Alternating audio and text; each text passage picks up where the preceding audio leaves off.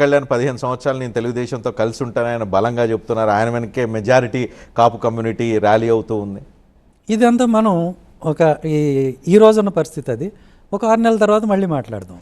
మీ మేరకు మీరు ఇంతవరకు దళిత వాడ పంచాయతీ అంటున్నారు, దళితుల కోసం పనిచేస్తున్నాం అంటున్నారు, దళిత క్రిస్టియన్లకి రిజర్వేషన్లు దక్కాలని చెప్పి ఉద్యమం చేస్తామంటున్నారు. ఇన్ని చేసినా వైసీపీని కాదని దళితులు మీతో ఎంతవరకు వచ్చే అవకాశం ఉంటుంది? ఎందుకు అని అంటే ఇప్పుడు అందరికీ అన్నీ అర్థం అవుతున్నాయి. అర్థం కావాల్సింది ఏంటంటే, ఉదాహరణకి దళితులతో మిగిలే దళితుల హితం దళితులే చూసుకోవాలి. బెస్ట్ ఎగ్జాంపుల్ ఒక విషయానికి మాత్రం రఘురామకృష్ణరాజు గారికి మనం కృతజ్ఞతలు చెప్పాలి. ఆ క్లారిటీ ఆయన తీసుకొచ్చేసారు. ఎట్లా అంటే ఆకివీడులో గొంతెలమ్మ అనేది దళితుల దేవత, రైట్? ఏ దళితులైతే గంపగుత్తగా వైసీపీకి ఓట్లు వేస్తారో వాళ్ళ దేవత. అక్కడ ఆకివీడు మున్సిపాలిటీలో అధికారంలో ఉన్నది ఎవరు? వైసీపీ. అక్కడ మున్సిపల్ చైర్పర్సన్ ఎవరు? వైసీపీ. 13 మంది అవుట్ ఆఫ్ 20 13 మంది ఎవరు? వైసీపీ. మరి అందరూ కూడా గొంతేలమ్మకి వ్యతిరేకంగా, అంటే మాలలకు వ్యతిరేకంగా, దళితులకు వ్యతిరేకంగా ఓటేశారు. అంటే దీన్ని బట్టి ఏమర్థమవుతుంది? ఎవడ బతుకు వాడు చూసుకోవాలి, ఎవడ మంచి వాడు చూసుకోవాలి తప్పితే ఒక పార్టీల మీద మనం డిపెండ్ అయిపోతే అది లాభం లేదు. పొలిటికల్ స్లేవరీ మంచిది కాదు. ఇది క్లియర్గా అర్థమవుతుంది కాబట్టి వస్తారు. ఇప్పుడు క్రిస్టియన్స్ అనేవాళ్ళు ఎప్పుడైనా రోడ్డు ఎక్కి ర్యాలీ చేయటం మీరు చూసారా? ఇది కొత్త మార్పు, కొత్తగా వస్తుంది. ఇంత క్లారిటీ ఎవరి వల్ల వచ్చిందంటే రఘురామకృష్ణరాజు గారు.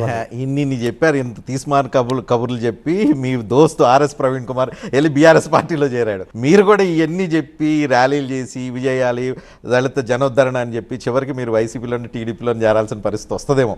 రాదు. నేను చేరనని చెప్తున్నా, వచ్చినా కానీ నేను చేరను అనేది నేను క్లియర్గా చెప్తున్నా. మీ టార్గెట్ ఏంటి? దళిత జనోద్ధరణ, ఒక నాయకుడిగా దళిత నాయకుడిగా మిగలటమా, లేదు ఒక ఎమ్మెల్యే కావటమా, ఎంపీ కావటమా, డిప్యూటీ సీఎమ్మా ఏంటి? ఏమైనా ఊహలు ఏమైనా ఆశలు? నాకు ఊహలు ఆశలు కాదు. నేను ఎక్కడున్నా ఏ పొజిషన్లో ఉన్నా సరే, ఏం జరిగినా నా వల్ల మొత్తం దళితులందరికీ కూడా బెనిఫిట్ జరగాలి. దళిత క్రైస్తవులకి లాభం చేకూరాలనే ఒకే ఒక్క ఆలోచన.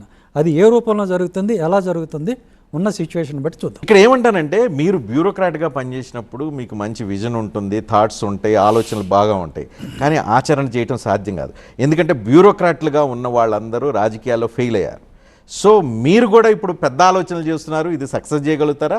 వాళ్ళందరిలాగా వెనక్కి వెళ్ళిపోతారు. ఎందుకంటే ఎగ్జాంపుల్ చెప్పారు, జయప్రకాష్ నారాయణ, జేడి లక్ష్మీనారాయణ, తర్వాత ఆర్ఎస్ ప్రవీణ్ కుమార్, తర్వాత పూర్ణచంద్రరావు, తర్వాత విజయ్ కుమార్, తర్వాత జడా శ్రవణ్, వీళ్ళందరూ అలసిపోయినట్టున్నారు. నాకేం పార్టీలు పెట్టి, అంటే సమ్మర్ కదా మీకు అట్లా అనిపిస్తుందేమో, ఎండాకాలం డీహైడ్రేట్ అయిపోయారు.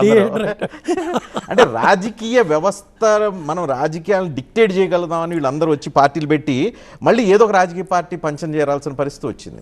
అంటే బ్యూరోక్రాట్ అంటే ఒక్కొక్కరిని అనలైజ్ చేయమంటారా? ఒక్కోళ్ళు అవసరం లేదు, బ్రాడ్గా చెప్పేసేయండి.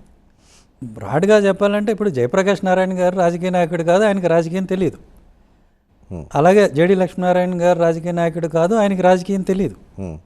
కాబట్టి డెఫినెట్గా వాళ్ళు ఫెయిల్. సునీల్ కుమార్, చంద్రశేఖర్, పూర్ణచంద్రరావు, జడా శ్రవణ్ వీళ్ళు రాజకీయ నాయకులు కాదు, ముగ్గురు బ్యూరోక్రాట్లు, ఒకళ్ళు జడ్జిగా పనిచేసి. బ్యూరోక్రాట్గా ఉన్నాము, అంత మాత్రాన మరి రాజకీయాలు పనికిరామని చెప్పలేదు. నేను అనేది ఏంటంటే, మీకున్న బ్యూరోక్రాట్ అనే ఆ మైండ్ సెట్ని క్యారీ ఫార్వర్డ్ చేస్తే ఫెయిల్ అవుతారు. అది అక్కడ వదిలేయాలి, రైట్? రాజకీయాలకి వేరే గ్రామర్ ఉంటుంది, మనం అది ఫాలో కావాలి, ప్రజలతో మమేకం కావాలి. నేను ఒక ఆఫీసర్ని అనే మైండ్ సెట్ అలానే ఉండిపోతే ఖచ్చితంగా ఫెయిల్ అవుతారు. మనం రాజకీయాల్లోకి వచ్చినప్పుడు వాళ్ళతో సమానంగా ఉండాలి, అన్న తమ్ముడు అనే విధంగా కలిసిపోవాలి. ఆ లెక్క వేరే, అలా ఉంటేనే సక్సెస్ అవుతాం. రెండు, మీకు ఎజెండా ఏముంది? మీరు చెప్పిన ఎవరికైనా సరే ఒక క్లియర్ కట్ ఎజెండా ఉందా? నేను ఎజెండా చెప్తున్నాను, దీనివల్ల మీకు ఇది బెనిఫిట్ అని చెప్తున్నా.